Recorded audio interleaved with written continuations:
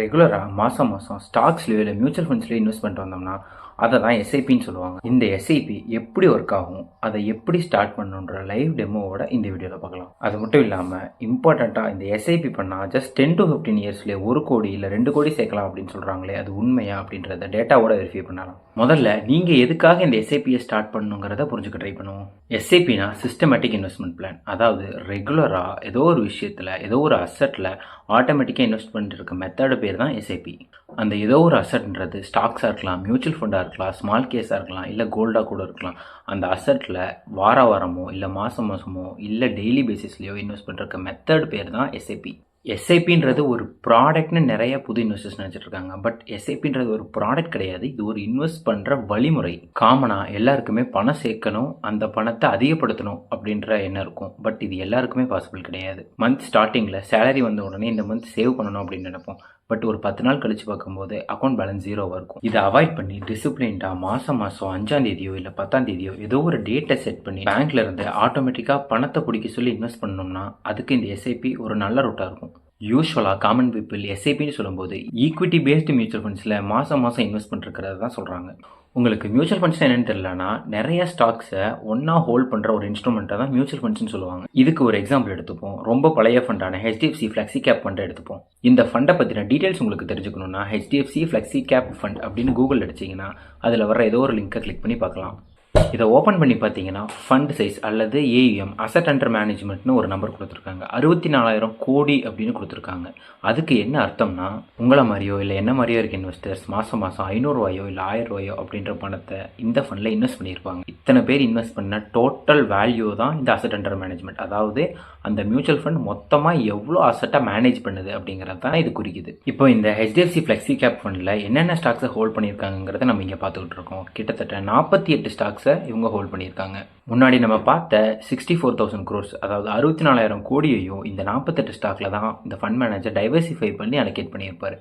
ஒவ்வொரு ஷேர்லையும் எவ்வளோ percentage allocate பண்ணியிருக்காங்கிறத நம்ம இங்கே பார்த்துக்கலாம். ஃபண்ட் மேனேஜரோட வேலையே இந்த ஃபண்டில் இருக்க என்னென்ன ஸ்டாக்ஸை வச்சுக்கலாம் இல்லை அதை எடுத்துடலாம் அப்படின்றது முடிவு பண்ணுறது தான். பீரியாடிக்காக செக் பண்ணிட்டு எடுத்துட்டும் மாற்றிட்டும் இருப்பார். இந்த ஃபண்டோட ஹோல்டிங்ஸில் இருக்க ஸ்டாக் எப்படி பர்ஃபார்ம் பண்ணுதோ அதுக்கு ஏற்ற மாதிரி தான் நம்ம மியூச்சுவல் ஃபண்டோட பர்ஃபார்மன்ஸ் இருக்கும். பேசிக்காக ஸ்டாக்ஸோட ரிட்டர்ன்ஸ் ரொம்பவுமே வாலட்டைலாக இருக்கும். அதாவது டெய்லி பேசிஸில் ஏறி 5% ஏறி 6% இறங்கி அந்த மாதிரி வாலட்டைலாக இருக்கும்.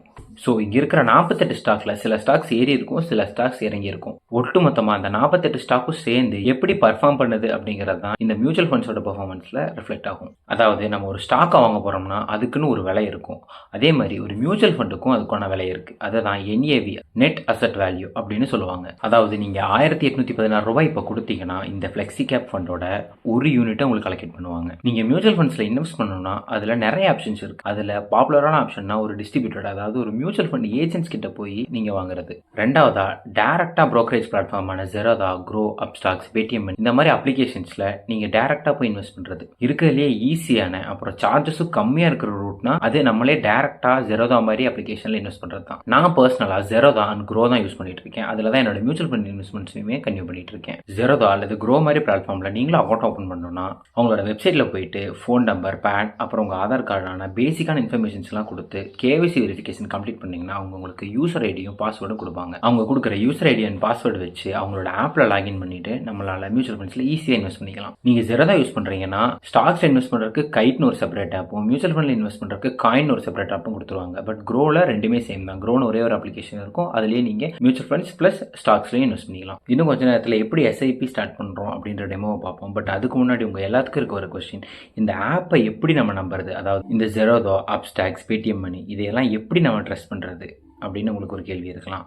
பேசிக்காக இந்த ஆப்ஸில் நம்ம இன்வெஸ்ட் பண்ணும்போது நம்மளோட ஹோல்டிங்ஸ் எல்லாமே தனியாக டிமேட் அக்கௌண்ட் அப்படின்ற ஒரு அக்கௌண்ட்டில் சேவ் ஆகிட்டு வரும். இந்த brokerage பிளாட்ஃபார்முக்கும் அந்த டிமேட் அக்கௌண்ட்டுக்கும் எந்த சம்மந்தமும் கிடையாது. நம்ம brokerage ஃபார்ம் மூடப்பட்டாலும் நம்மளோட ஹோல்டிங்ஸ் பத்திரமா அந்த டிமேட் அக்கௌண்ட்டில் இருக்கும். பேசிக்காக இந்த Zerodha, Paytm மணி அந்த மாதிரி ஃபார்ம் மூடனாலும் நம்மளோட ஃபண்ட்ஸை நம்ம ஈஸியாக நம்ம ஃபண்ட் ஹவுஸில் போய் நம்ம ஆக்சஸ் பண்ணிக்கலாம். ஜஸ்ட் நம்ம பேன் கார்டு டீட்டெயில்ஸ் வச்சு ஆக்சஸ் பண்ணிக்க முடியும், வித்ராவும் பண்ணிக்கலாம். இன்னும் இதை பற்றி டீட்டெயிலாக தெரிஞ்சுக்கணும். இந்த வீடியோவை லைக் பண்ணிட்டு சேனலை சப்ஸ்கிரைப் பண்ணிக்கோங்க. அப்கமிங் வீடியோஸில் இதை அட்ரஸ் பண்ணுறேன். இப்போது அக்கௌண்ட் ஓப்பன் பண்ணதுக்கப்புறம் நம்ம எந்த மியூச்சுவல் ஃபண்டில் இன்வெஸ்ட் பண்ணணும்னு நினைக்கிறோமோ அதை அவங்க ஆப்லேயோ இல்லை வெப்சைட்லேயோ தந்தீங்கன்னா ஈஸியாக கிடைக்கும். இப்போ உதாரணத்துக்கு நம்ம அப்போ பார்த்த ஹெச்டிஎஃப்சி ஃப்ளெக்ஸி கேப் ஃபண்டை பார்ப்போம். ஹெச்டிஎஃப்சி ஃப்ளெக்ஸி கேப் ஃபண்ட் இருக்குது. இதில் ஹெச்டிஎஃப்சிங்கிறது தான் ஏஎம்சி, அதாவது ஃபண்ட் ஹவுஸ்.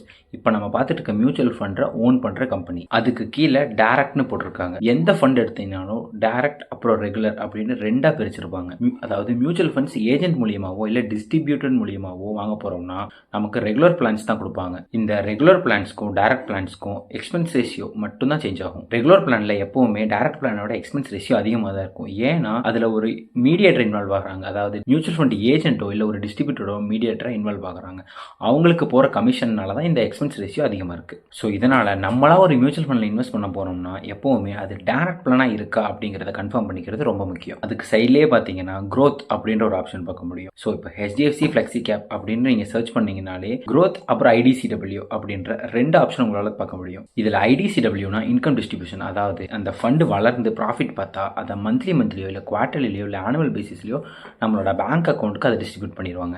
பட் growth பிளானில் அந்த ப்ராஃபிட்டையோ ரீஇன்வெஸ்ட் பண்ணி இன்னும் அதை வளர விட்டுட்டே வருவாங்க. நம்ம மியூச்சுவல் ஃபண்ட்ஸ்லையோ இல்லை எஸ்ஐபிலையோ வெல்த் பில்டிங்காக, அதாவது லாங் டேர்ம் வெல்த் கிரியேஷனுக்காக பார்க்குறோம்னா நம்ம எப்போவுமே growth ஆப்ஷன் தான் சூஸ் பண்ணணும். இந்த ஆல்ரெடி ரிட்டையர் ஆனவங்க இல்லை வயசானவங்க ரெகுலராக ஒரு கேஷ் ஃப்ளோ இருந்தால் நல்லாயிருக்கும் அப்படின்னு நினைக்கிறீங்கன்னா ஐடிசிடபிள்யூ ஆப்ஷன் சூஸ் பண்ணிக்கிறது பெட்டர். ஐடிசிடபிள்யூவில் இருக்க ஒரு பெரிய பிரச்சனை என்னன்னா அதுலேருந்து வர இன்கம்க்கு நீங்கள் ரெகுலராக டாக்ஸ் பே பண்ண வேண்டியது இருக்கும். அதுக்கு கீழே கரண்ட் என்ஏவி அப்படின்னு இருக்கும். அதாவது இந்த ஃபண்டோட இப்போதைக்கு, அதாவது இன்னைக்கு இருக்க என்ஏவி ப்ரைஸ் என்னங்கிறது தான் இது குறிக்கும்.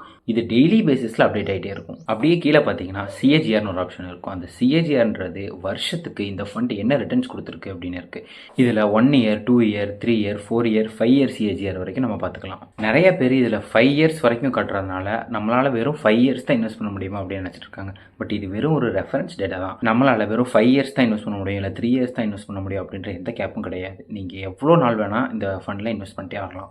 இங்கே நம்ம பார்த்துட்டு இருக்க சிஏஜிஆர்ன்றது பாயிண்ட் டு பாயிண்ட் ரிட்டர்ன்ஸ். 2024 மார்ச்லேருந்து இன்னைக்கு 2025 மார்ச் வரைக்கும் என்ன ரிட்டர்ன்ஸ் கொடுத்துருக்கோ அதை தான் 1 இயர் சிஏஜிஆர்னு போட்டிருப்பாங்க. அதே 2023 மார்ச்லேருந்து 2025 மார்ச் வரைக்கும் என்ன ரிட்டர்ன்ஸ் கொடுத்துருக்கோ அதை 2 இயர் சிஏஜிஆர்னு போட்டிருப்பாங்க. வெறும் இந்த பாயிண்ட் டு பாயிண்ட் ரிட்டர்ன்ஸை வச்சு அந்த ஃபண்டு நல்ல ஃபண்டா இல்லையான்னு நம்மளால் எவாலுவேட் பண்ண முடியாது. அதுக்கு தான் அதோட ரோலிங் ரிட்டர்ன்ஸையோ இல்லை எஸ்ஐபி ரிட்டர்ன்ஸையோ நம்ம பார்க்க வேண்டியது வரும். அதுக்கும் கீழே பார்த்தீங்கன்னா இந்த ஃபண்டோட 2 விதமான சார்ஜஸ் போட்டிருப்பாங்க. ஒன்று எக்ஸ்பென்ஸ் ரேஷியோ, இன்னொன்று எக்ஸிட் லோடு. இதில் எக்ஸ்பென்ஸ் ரேஷியோங்கிறது இந்த ஃபண்டை அந்த ஃபண்ட் ஹவுஸ் மேனேஜ் பண்ணுறதுக்காக நம்மள மாதிரி இன்வெஸ்டர்ஸ் கிட்ட இருந்து வாங்கக்கூடிய ஒரு கமிஷன் தான், அதாவது ஒரு ஃபீ தான் இந்த எக்ஸ்பென்ஸ் ரேஷியோ. இதை தனியாக நம்ம விற்கும் போதோ இல்லை வருஷமோலாம் பிடிக்க மாட்டாங்க. இது டெய்லி பேசிஸில் ஆட்டோமேட்டிக்காக அந்த என்ஏவியில் அட்ஜஸ்ட் ஆகி வந்துடும். ஸோ நம்ம இங்கே பார்த்த சிஏஜிஆர்ன்றது இந்த எக்ஸ்பென்ஸ் ரேஷியோ போனது போக இருக்க சிஏஜிஆர், அதாவது இந்த எக்ஸ்பென்ஸ் ரேஷியோ மைனஸ் ஆகி வந்த ரிட்டர்ன்ஸ் தான். ஒரு மியூச்சுவல் ஃபண்ட்ஸ் நமக்கு நல்ல ரிட்டர்ன்ஸ் தருதுன்னா அதோட எக்ஸ்பென்ஸ் ரேஷியோவை பற்றி நம்ம பெருசாக கவலைப்பட வேண்டிய அவசியம் இல்லை. ஆனால் ஜென்ரலாக அந்த எக்ஸ்பென்ஸ் ரேஷியோ லெஸ் தென் 1% இருக்கிறது பெட்டர்னு சொல்லுவாங்க. இல்லை இண்டெக்ஸ் ஃபண்டில் நீங்கள் பார்க்குறீங்கன்னா அது வெறும் 0.5 கீழே நிறைய ஃபண்ட்ஸ் உங்களுக்கு கிடைக்கும். நிறைய புது இன்வெஸ்டர்ஸ் இந்த எக்ஸ்பென்ஸ் ரேஷியோ வச்சு மட்டுமே முடிவெடுப்பாங்க. பட் அதை மட்டுமே வச்சு நம்ம எந்த முடிவும் எடுத்துடக்கூடாது. அந்த ஃபண்டை யார் மேனேஜ் பண்ணுறா, இதுக்கு முன்னாடி அந்த ஃபண்ட் எப்படி மேனேஜ் ஆயிருக்கு, எவ்வளோ ரிட்டர்ன்ஸ் கொடுத்துருக்கு அப்படிங்கிறத பார்த்து தான் முடிவெடுக்கணும். அதுக்கு பக்கத்தில் எக்ஸிட் லோட் அப்படின்ற ஒரு ஆப்ஷன் பார்ப்பீங்க. இது எதுக்குன்னா இந்த ஃபண்டை வாங்கி ஒரு குறிப்பிட்ட பீரியடுக்கு முன்னாடியே நம்ம செல் பண்ணிட்டோம்னா கட்ட வேண்டிய அமௌண்ட் தான் அந்த எக்ஸிட் லோட். இந்த ஃபண்டை பொறுத்த வரைக்கும் 1% இருக்குது. அதாவது நீங்கள் இந்த ஃபண்டை வாங்கி வெறும் 1 இயருக்கு முன்னாடியே நீங்கள் செல் பண்ணீங்கன்னா அதுலேருந்து 1% அவங்க சார்ஜ் எடுத்துப்பாங்க. மோஸ்ட்டாக இந்த எக்ஸிட்டோட பற்றியும் யாரும் கவலைப்பட தேவையில்லை. ஏன்னா நம்ம ஈக்விட்டி இன்வெஸ்ட்மெண்ட்ஸ், அதாவது மியூச்சுவல் ஃபண்டில் நம்ம இன்வெஸ்ட் பண்ண போகிறோம் அப்படின்னாலே 3 இயர்ஸ்லேருந்து 5 இயர்ஸ் மேலே தான் நம்ம இன்வெஸ்ட் பண்ண போகிறோம். ஸோ நம்ம இதை பற்றி பெருசாக வரி பண்ணிக்க வேண்டிய அவசியம் கிடையாது. ஸோ இப்போ பார்த்தீங்கன்னா இந்த மியூச்சுவல் ஃபண்டில் இன்வெஸ்ட் பண்ணுறதுக்கு 2 மெத்தட் இருக்குது. ஒன்று பை அப்படின்னு இருக்கும், இன்னொன்று எஸ்ஐபின்னு இருக்கும். பை அப்படின்னா இந்த மியூச்சுவல் ஃபண்ட்ஸில் பல்காக, அதாவது உங்ககிட்ட இப்போ இருக்க அமௌண்ட்டை அப்படியே இன்வெஸ்ட் பண்ணுறதுக்கு பைங்கிற ஆப்ஷன் யூஸ் பண்ணணும். அதுக்கு யூபிஐ ஆர் பேங்க் ட்ரான்ஸ்ஃபர் எந்த ஆப்ஷன் வேணால் நீங்கள் யூஸ் பண்ணி இன்வெஸ்ட் பண்ணிக்கலாம். அதுவே எஸ்ஐபின்றது ரெகுலராக மாதமோ இல்லை வாரமோ உங்களால் கான்ஃபிகர் பண்ணிக்க முடியும். இதில் எஸ்ஐபின்னு கிளிக் பண்ணிங்கன்னா ஃபர்ஸ்ட் ஆப்ஷன் இனிஷியல் இன்வெஸ்ட்மெண்ட்னு கேட்கும். அதாவது இப்போ நீங்கள் எவ்வளோ போட போகிறீங்க அப்படின்னு கேட்கும். நெக்ஸ்ட் இன்ஸ்டால்மெண்ட் அமௌண்ட் அப்படின்ற ஒரு ஆப்ஷன் இருக்கும். அது வந்து நீங்கள் ரெகுலராக எவ்வளோ அமௌண்ட் இன்வெஸ்ட் பண்ண விரும்புகிறீங்க அப்படிங்கிற அமௌண்ட் அதில் கொடுத்துருங்க. நெக்ஸ்ட் ஃப்ரீக்வன்சியில் வீக்லியா இல்லை மந்த்லியா அப்படின்றத செலக்ட் பண்ணிக்கும். நம்ம கேஸில் இங்கே மந்த்லி செலக்ட் பண்ணிக்கலாம். பக்கத்தில் என்ன டேட் அப்படின்னு கேட்கும். அதில் உங்களுக்கு சேலரி எப்போ வருதோ அதுலேருந்து நெக்ஸ்ட் டே இல்லை ஒரு நாள் தள்ளி அந்த மாதிரி டேட்டை செலக்ட் பண்ணிக்கோங்க. நான் 5th செலக்ட் பண்ணிக்கிறேன். அதுக்கு கீழே ஏஎம்சி சிப்பா இல்லை நான் ஏஎம்சி சிப்பா அப்படின்னு கேட்டிருப்பாங்க. அதாவது நான் ஏஎம்சி சிப்னா நீங்கள் எப்போ வேணால் அதை டெலிட் பண்ணிக்கலாம், எடிட் பண்ணிக்கலாம், இல்லை மாடிஃபை கூட பண்ணிக்கலாம். பட் ஏஎம்சி சிப்பில் அதெல்லாம் பண்ண முடியாது.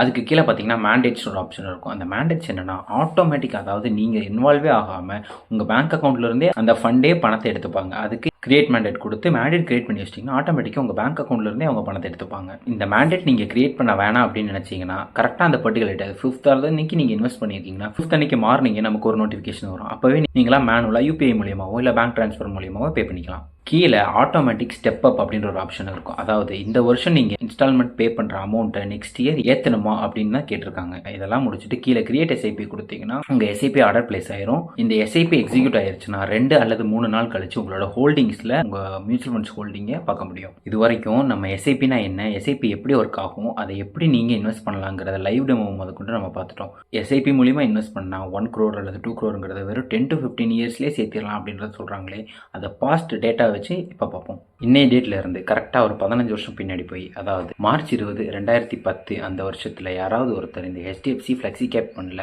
15,000 ரூபாய் எஸ்ஐபி ஸ்டார்ட் பண்ணியிருந்தாங்கன்னா மாதம் 20ஆம் தேதி 15,000 ரூபாய் கட்டிட்டு வந்திருந்தாங்கன்னா இன்னைக்கு அவரோட டோட்டல் இன்வெஸ்ட்மெண்ட் 27 லட்சமாக இருந்திருக்கும். அவங்களுக்கு வந்த ரிட்டர்ன்ஸ் 1,03 லட்சமாக இருந்திருக்கும். ஸோ இது தியரட்டிக்கலி பாசிபிள் தான், பட் ப்ராக்டிக்கலி பாசிபிளாக இல்லையாங்கிறது அவங்களோட ரெகுலர் இன்வெஸ்ட்மெண்ட்டை பொறுத்து தான் இருக்குது. இதிலேருந்து நம்ம தெரிஞ்சுக்க வேண்டிய விஷயம் என்னென்னா, டிசிப்ளின்டாக இன்வெஸ்ட்மெண்ட் இருந்தால் ரிட்டர்ன்ஸ் பாசிபிள் தான், பட் இது எல்லாருனாலையும் முடியாது. ஏன்னா அதுக்கப்புறம் 2020 நடந்த மார்க்கெட் கிராஷில் நிறைய பேர் இன்வெஸ்ட்மெண்ட்டை ஸ்டாப் பண்ணிட்டு போயிருப்பாங்க. நல்லதாக ஒரு ஃபண்டை சூஸ் பண்ணி டிசிப்ளின்டாக அதை 15 to 20 இயர்ஸ்க்கு மேலே இன்வெஸ்ட் பண்ணிட்டு வந்தோம்னா 1 crore விட அதிக ரிட்டர்ன்ஸ் கூட நம்ம எடுக்க முடியும். இவ்வளோ நேரம் நம்ம பார்த்த இன்ஃபர்மேஷன் உங்களுக்கு புதுசாகவோ இல்லை யூஸ்ஃபுல்லாகவோ இருந்துச்சுன்னா இந்த வீடியோ லைக் பண்ணிட்டு நம்ம சேனலை சப்ஸ்கிரைப் பண்ணிக்கோங்க. அப்கமிங் வீடியோஸில் பார்க்கலாம்.